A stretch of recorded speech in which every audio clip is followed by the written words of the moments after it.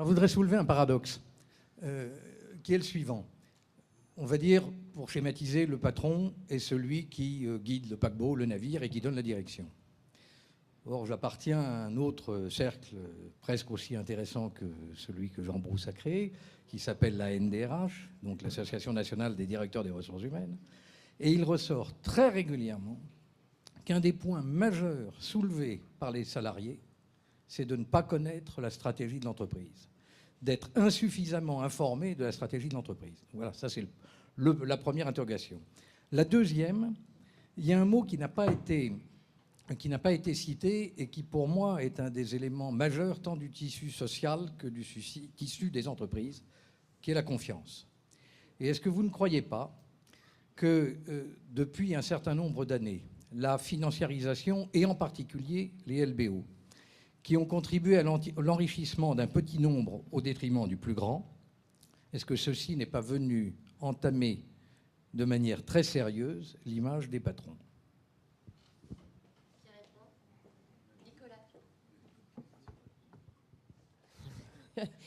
Nicolas, et puis peut-être monsieur. Oui, même si c'est plutôt aux financiers de répondre. Oui, justement, je l'ai délibérément évité. Mais bien sûr, oui. Moi, on constate ça effectivement de façon extrêmement massive. D'ailleurs, c'est ce que disait Charles-Henri Philippi tout à l'heure.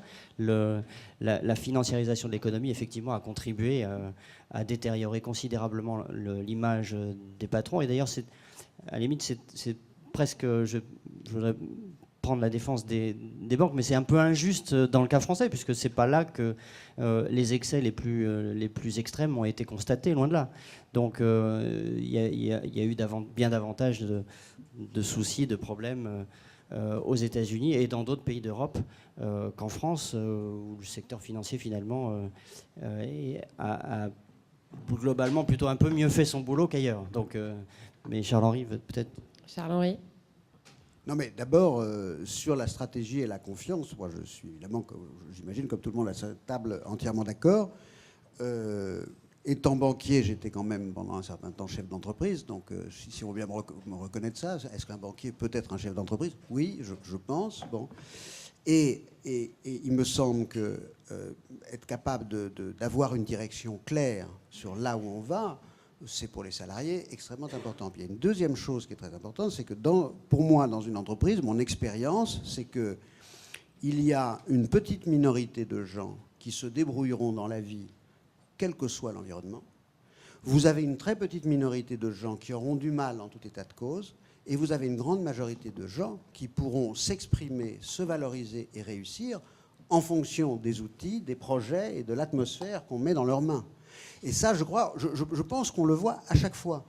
C'est terriblement humain, l'entreprise. C'est extraordinairement humain. C'est très plaisant pour ça. Bon.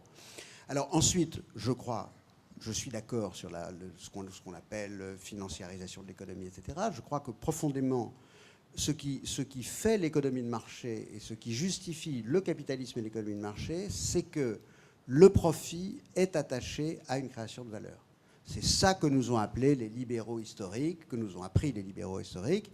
C'est ça que nous avons voulu faire, et c'est cette machine-là qu'on a cassée. Le jour où l'opinion se dit il y a des gens qui gagnent de l'argent sans rien apporter à la société, à ce moment-là, on détruit en général la confiance. Parce que, prenons le cas très sensible de Publicis. M. Maurice Lévy a eu un gros problème de communication. Mais il a réussi fantastiquement bien. Ce qu'il a fait est absolument exceptionnel. Et dans son entreprise, je ne doute pas que tout le monde le soutient. D'ailleurs, il a été soutenu par son assemblée générale d'actionnaires aussi. Bon. Et moi, personnellement, je ne juge pas du tout que M. Maurice Lévy, sur le fond, n'avait pas le droit de gagner ce qu'il a gagné. Je ne le pense pas. Bon. Je pense par contre que ça a posé un problème médiatique d'une très très grande importance, etc. Bon. Donc je crois que à partir du moment où quelqu'un est capable d'emmener une collectivité vers une réussite collective, bah lui, il est quelque part entre la collectivité des salariés, les actionnaires, il est quelque part. Bon. Il a pris son risque, il a fait des choses et il a le droit, il a créé de la valeur. Et s'il a créé de la valeur, cette valeur, d'une manière ou d'une autre, dans l'économie de marché, doit être rémunérée et reconnue. Et tout le problème que nous rencontrons aujourd'hui, c'est encore une fois que les politiques ont une légère tendance, il est justifié qu'ils disent non, il y a eu trop d'iniquité, ça ne s'est pas bien passé. On a fait du profit sans création de valeur. Il y a eu des loopholes fiscaux en masse. Il y a eu quand même beaucoup de loopholes fiscaux parce qu'on voulait juste réduire l'impôt. Donc on vous disait, vous avez 75% de crédit d'impôt, si vous faites n'importe quoi avec votre ISF, vous pouvez faire n'importe quoi avec votre ISF, vous aurez vos 75% de crédit d'impôt, parce que l'idée, c'était pas d'inciter à l'économie, l'idée, c'était de baisser l'impôt. Bon. Et ensuite, quand on a fait le bouclier fiscal, on a dit, mais alors là, vous le mettez dans une société holding de machin de trucs, hop, le bouclier fiscal vous fait descendre. Allez, bon. Bon. Et tout ça ne va pas. Mais on a jeté le bébé avec l'eau du bain et on a fini par dire, attendez, bon, on va taper sur tout ce qui gagne. On va taper sur tout ce qui gagne. Bon. Et c'est pour ça que je disais que l'affaire des pigeons, c'est plus une erreur qu'une volonté. C'est simplement que c'est très très difficile en fiscalité d'aller faire du qualitatif sur la nature du revenu. Alors on peut dire, on ne peut pas avoir un inspecteur des impôts partout qui vous dit qualitativement ce revenu-là est bon, qualitativement celui-là est plus discutable, etc. Or, c'est bien ça qu'on essaye de faire. Donc il faut retrouver... La seule chose, c'est de mettre le système financier sous contrôle et de retrouver les valeurs qui permettent de retomber sur nos pieds sur une économie de marché modérée et saine. Il y a aussi beaucoup d'opérations de LBO qui, ont contribué à sauver les entreprises, parce que les opérations ont été faites sur des affaires en mauvaise situation, et les private equity ont contribué à aider le management, soit à changer le management d'ailleurs, soit à aider le management à s'améliorer, et aussi, dans pas mal de cas, à partager les gains de toutes ces opérations avec beaucoup, et en particulier avec les salariés. Il n'y a pas antinomie entre LBO et actionnaires salariés. Je connais beaucoup d'exemples vertueux dans le sujet. J'adhère complètement à ce qu'a dit M. Philippi. Je crois qu'effectivement, le retour, c'est la vraie notion, c'est la valeur. Quelle est la valeur ajoutée qui est apportée? Oui, on est au cœur de ce débat, et cette notion de confiance, elle est capitale, et on le voit bien.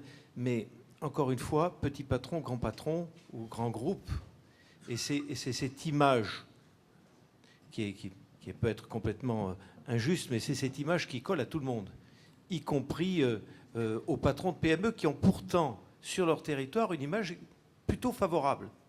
Bien sûr qu'il y a des escrocs, bien sûr il y a des affaires qui tournent mal, mais l'image devient défavorable quand le patron de PME qui pendant 30, 40 ans vient de monter sa PME, la vend à un groupe. Vous voyez, cette notion de confiance, elle se retrouve toujours par rapport à la liaison qu'on fait entre les grandes entreprises et les petites entreprises. La notion de confiance, je persiste à dire, la confiance n'est pas perdue vis-à-vis des petites entreprises, elle se perd quand elle se transmet. Et c'est bien pour ça que la déliaison de l'entreprise et de son territoire est quelque chose qui me préoccupe beaucoup. Et comment retrouver cette confiance? C'est ce que je disais tout à l'heure. Notre économie ne pourra pas vivre sans les entreprises. C'est pas possible. Donc il faut quand même déjà être réaliste, et nos petites PME ne peuvent pas vivre sans les grands groupes. Donc c'est cette image globale qui est à rétablir.